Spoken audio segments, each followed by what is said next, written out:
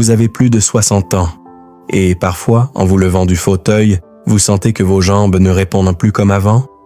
Monter un escalier devient un effort. Marcher longtemps fatigue plus vite. Et au fond de vous, une petite voix murmure. Est-ce que je suis en train de perdre mon autonomie? Si cette pensée vous a déjà traversé l'esprit, alors cette vidéo est pour vous. Bonjour, je suis Dr Jules Lebon, médecin depuis plus de 25 ans, spécialisé dans la prévention du vieillissement musculaire et la santé après 60 ans. Il y a quelques années, une étude menée par l'Harvard University a montré que la perte de masse musculaire liée à l'âge, ce que l'on appelle la sarcopénie, peut commencer dès 50 ans et s'accélérer après 60 ans, en particulier lorsque certaines carences nutritionnelles sont présentes. Ce que cette étude a mis en lumière est essentiel. Le vieillissement musculaire n'est pas uniquement une question d'années qui passent. Il est aussi influencé par notre statut nutritionnel, notre niveau d'activité et notre capacité à absorber certains nutriments. Avec l'âge, le corps change. La synthèse des protéines musculaires diminue. L'absorption intestinale devient moins efficace. L'exposition au soleil baisse, réduisant la production naturelle de vitamine D. L'appétit peut diminuer, entraînant des apports alimentaires insuffisants. Progressivement, les muscles perdent en volume, mais surtout en qualité. Ce ne sont pas seulement des muscles plus petits, ce sont des muscles moins puissants, moins réactifs, moins résistants à la fatigue. Et c'est là que beaucoup de personnes pensent « C'est normal, j'ai passé 60 ans ». Oui, le vieillissement est naturel, mais l'accélération de la perte musculaire ne l'est pas toujours. Dans de nombreux cas, cette faiblesse est aggravée, parfois amplifiée par des déficits en vitamines essentielles. Des carences silencieuses, souvent méconnues, qui altèrent la contraction musculaire, la transmission nerveuse ou la récupération des fibres.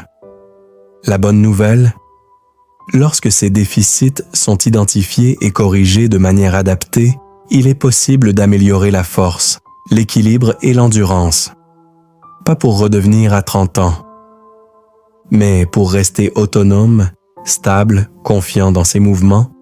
Vieillir, oui. S'affaiblir inutilement, non. Je me souviens très bien de son regard ce jour-là. Michel n'était pas venu pour une douleur aiguë. Il était venu pour une inquiétude plus profonde. Une perte de confiance. Il m'expliquait que, quelques mois plus tôt encore, il marchait 1 heure sans difficulté. Puis, progressivement, ses jambes ont commencé à fatiguer plus vite. De petites hésitations en descendant les escaliers. Une sensation d'instabilité en terrain irrégulier. Rien de spectaculaire, mais suffisamment pour installer la peur. La peur de chuter, la peur de devenir un fardeau, la peur de perdre son autonomie. Nous avons alors réalisé un bilan complet, pas seulement pour vérifier l'âge, mais pour comprendre. Les résultats ont montré plusieurs carences discrètes, passées inaperçues depuis des mois. Rien d'alarmant isolément. Mais ensemble, elles affaiblissaient progressivement ses muscles et sa coordination. 3 vitamines en particulier ressortaient nettement, 3 piliers invisibles de la force musculaire. Et c'est à partir de là que tout a commencé à changer. Pour comprendre ce qui se passait réellement dans le corps de Michel, nous avons alors identifié et analysé méthodiquement les 3 vitamines clés qui soutiennent directement la force, l'équilibre et la coordination musculaire. 1. La vitamine D, le déclencheur de la puissance musculaire. Le premier élément qui a attiré mon attention fut son taux de vitamine D, nettement insuffisant. La vitamine D agit directement sur les fibres musculaires, dites rapides, celles qui nous permettent de nous relever d'une chaise, de rattraper un déséquilibre, de monter un escalier sans hésitation. Quand elle manque, la contraction musculaire perd en efficacité, la réactivité diminue, le risque de chute augmente. Chez Michel, ce déficit expliquait cette sensation de jambes qui tremblent après quelques minutes de marche. Ce n'était pas seulement de la fatigue, c'était un muscle moins bien activé. Après correction progressive et surveillée, il a été l'un des premiers à remarquer. « Docteur, je me sens plus stable quand je me lève. » 3. La vitamine B12, la connexion entre le cerveau et les jambes. Le deuxième point crucial concernait sa vitamine B12. Beaucoup l'ignorent, mais après 60 ans, l'absorption de cette vitamine diminue fréquemment. Or, la B12 est indispensable à la bonne conduction nerveuse. Sans elle, le message envoyé du cerveau vers les muscles devient moins précis, moins rapide. Cela peut provoquer sensation de jambes molles, troubles de l'équilibre, fourmillement, fatigue inexpliquée. Michel décrivait exactement cela. Mes jambes sont là, mais j'ai l'impression qu'elles répondent avec un temps de retard. Ce n'était pas l'âge qui débranchait ses jambes, c'était une carence qui ralentissait la transmission. 3. La vitamine C, la protection et la récupération musculaire. La troisième vitamine était plus discrète, mais tout aussi importante, la vitamine C. Son alimentation, pauvre en fruits et légumes frais, limitait ses apports. Or, la vitamine C joue un rôle central dans la production de collagène, essentiel à la solidité des tissus musculaires et des tendons.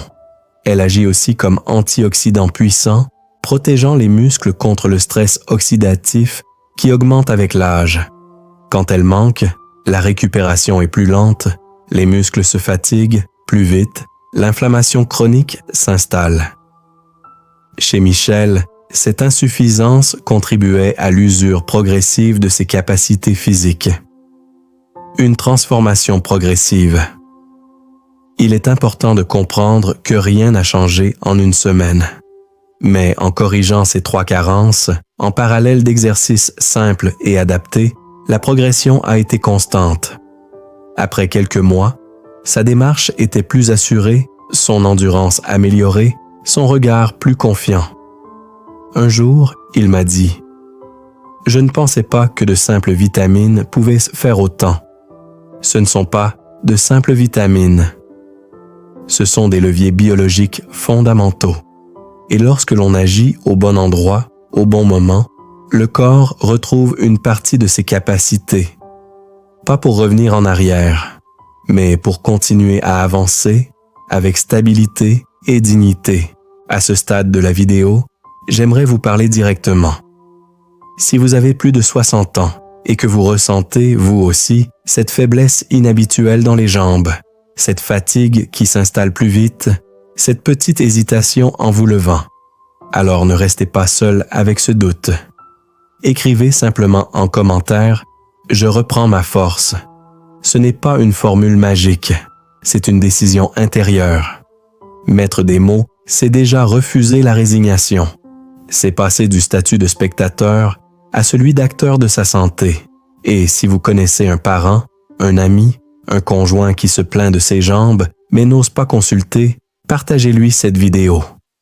Parfois, un déclic vient d'une simple information entendue au bon moment. Votre engagement peut devenir le point de départ d'un changement, mais je tiens à être extrêmement clair.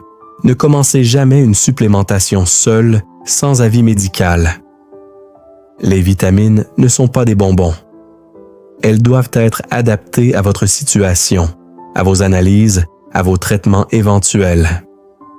Un simple bilan sanguin peut révéler une carence en vitamine D, en B12 ou un autre déséquilibre. Et parfois, la faiblesse musculaire peut avoir d'autres causes, thyroïde, diabète, troubles neurologiques, effets secondaires médicamenteux. C'est pourquoi la première étape reste toujours la même. Parlez-en à votre médecin. Un accompagnement personnalisé permet d'agir efficacement et en toute sécurité.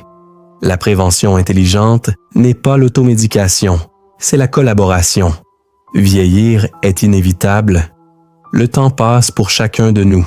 Mais s'affaiblir plus vite que nécessaire? Non.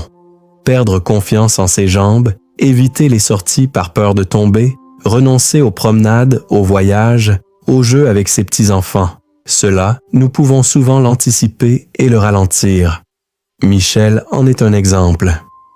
Après la correction progressive de ses carences, et la mise en place d'exercices simples, se lever d'une chaise plusieurs fois par jour, marcher régulièrement, travailler l'équilibre, il a retrouvé quelque chose de précieux.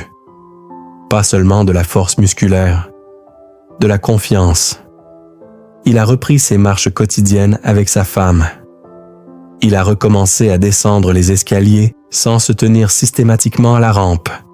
Il a cessé de penser à la chute avant même de faire un pas.